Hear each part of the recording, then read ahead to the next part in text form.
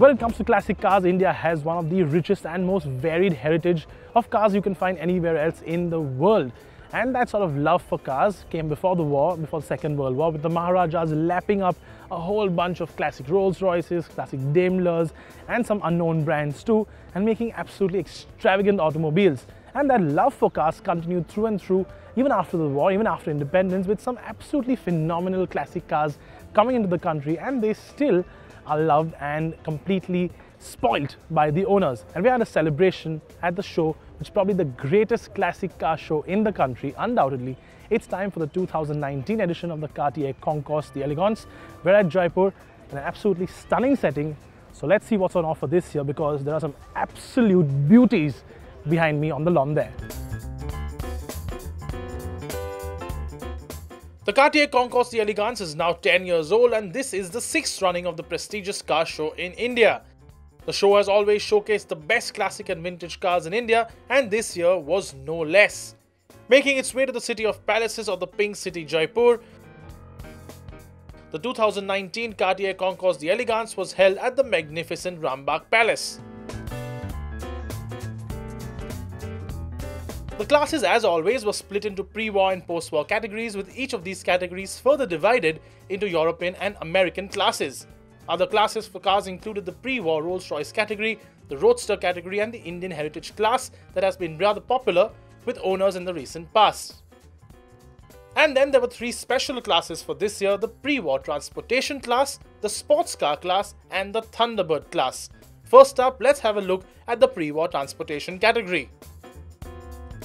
Although these are just simple buses, like the blue one in the back there, or this little mini truck which has a few containers of beer, not real ones of course, but these aren't as glamorous or aren't as fancy and flashy or chrome-filled as the other sort of more provenance-filled cars are. But remember, these have touched more real Indian lives than those cars ever have. So the fact that these cars are here today and they're recognized for what they've done, and they're recognized for the fact that they still exist today after living what is probably a very hard life, is something that's definitely commendable.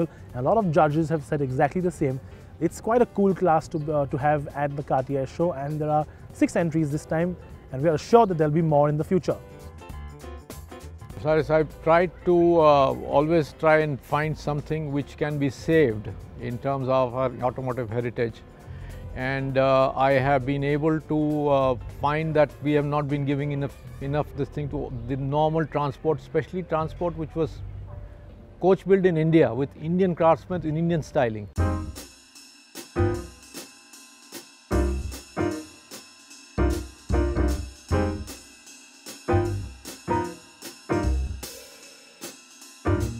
Next up, it's the stunning sports car category, with cars up to 1979 allowed for the first time by the Cartier curators.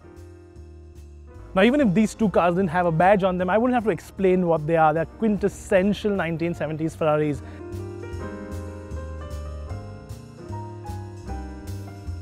Now, normally the Cartier cutoff sort of ends at about mid-1960s, having just real classic cars. This time though, a little later, a more modern category, and some cars that I definitely can connect with, because these are the kind of cars that were on my wall as posters when I was growing up as a little kid. I think the additions of the 3 extra classes is very welcome, particularly for me. I don't like concours events that actually just concentrate on the very old vehicles, because these more recent vehicles have a big part to play and have had a big part to play. And personally, I always like sports cars. I love Thunderbirds, I have one myself. And of course the transportation class is a huge part of Indian history as well. Every running of Cartier in the past has celebrated a particular car or a type of car, and this year was no different either.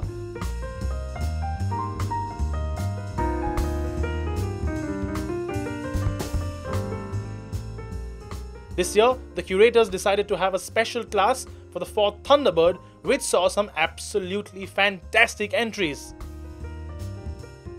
I have got generation 1st to generation 5 Thunderbird shown here, which is a rare thing in itself.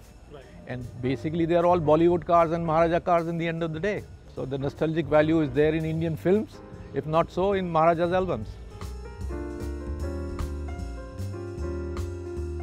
This of course is a 61, and I can safely say that this is one of the most spectacular cars on the lawn this year in terms of restoration quality. It's an absolute beauty, a ground of restoration, and this class might not be very unique internationally on different shows around the world, especially in America, but in India to see 5 classic Ford Thunderbird generations all together is quite a sight. We caught up with Simon Kidston, the chief judge at the Cartier Concours, and this is what he had to say about Indian restorations. I think for me this year, the big revelation is the quality of restoration. You're used to making allowances for the fact that cars here cannot, or at least could not in the past, be restored to the same standards as in Europe because the infrastructure did not exist to do so. You look at some of the cars on that field today and you think, well, this must have been recently imported from America or from England, but no. Cars that were restored here.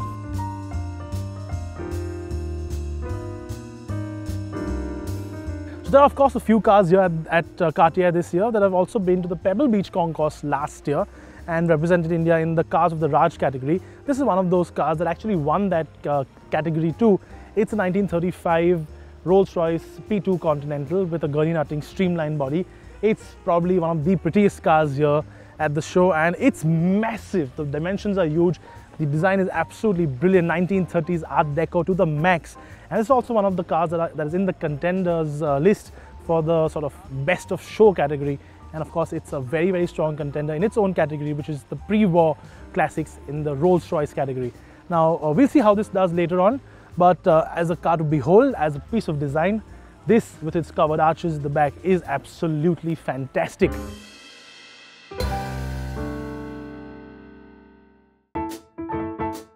While there are cars that have been recently imported under the pre-1950 import rule or have been recently acquired within India and restored by their new owners, some cars here have been under single ownership all their lives and have been in the same family, passed on from generation to generation.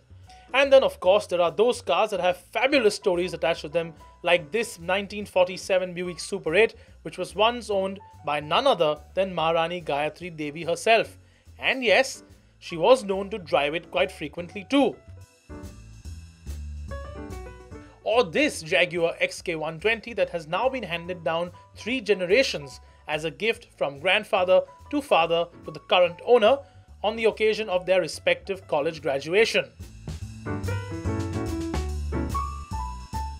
There are some cars that are really beautiful because they're aesthetically pleasing, and then there are some cars which are really beautiful because they have a very good story attached to them, very touching story. In this case, this is a Daimler that was owned by the Raj Mahata of Kolhapur. This is a car that's owned by the Kolhapur royal family. Now, she became a widow at a very young age, and she was very conscious about the fact that she was a young widow. Now, she would wear a lot of white, and when she wanted to order a car, she ordered this white Daimler. And not only is it just a white car with white wheels and white brakes, it's also got a white interior and it's got a white engine bay. Even some parts of the chassis are said to be painted white, and this was in honor of the fact that she was a widow and her husband had passed away. And these kind of stories are not stories that you would hear a lot on the European and the American circuit, but in India, this is the kind of stuff that really stands out. A car is original only once, and that is where the special preservation class comes into play. This is a category for cars and bikes that are still in their absolute true original state, unrestored, showing real signs of aging with genuine patina. But while these cars do stand out in the midst of all the gleaming chrome, this year they were just a little overshadowed by some of the other cars at the show. Now, one of the things that really stands out this year at the Cartier show is the fact that the quality of restoration has just gone through the roof. There are some cars here like this 220S which look like they came out of the factory yesterday, and in some cases, in some form of detail, they're actually even better than what they came out of the factory with.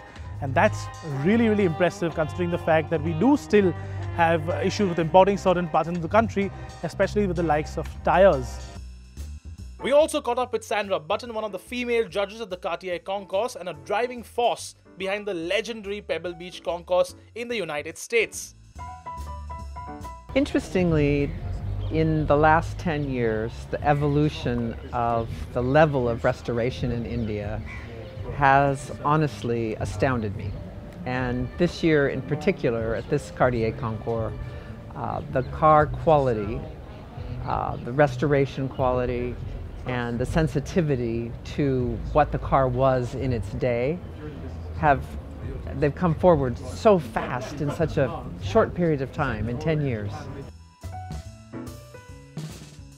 The other aspect that really stood out this year was the sheer attention to detail on some of these cars. This extremely rare Gardner, for example, which is a rather unknown brand from the United States, has one of the most intricate dashboards I have ever seen. A genuine Art Deco masterpiece. And then there were other really rare cars like this 1922 Ansaldo Tipo F or this 1906 Renault 8 horsepower, which was of course the oldest car at the show, or this stunning Lagonda that has a rather cool rear end. Every car here is stunning and special in its own right, and the judges did have a tough call to take when it came to picking winners.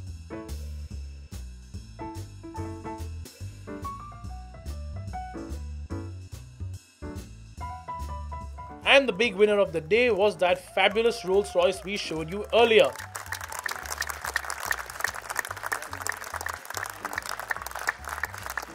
The last Phantom 2 Continental ever made, this streamlined-bodied Rolls-Royce owned by Amir Ali Jeddah took away the Best in Show trophy along with the obvious pre-war Rolls-Royce category win. Other big winners were the cars entered by Vivek and Zita Goenka, all of which won either a class win or a special prize. In the two-wheeler category, the Best in Class trophy went to Sandeep Kumar's beautiful 1940 Indian Junior Scout. While some truly spectacular cars and bikes took to the lawns this year, we can't wait to see what the curators of the Cartier Concours bring to the show in 2021.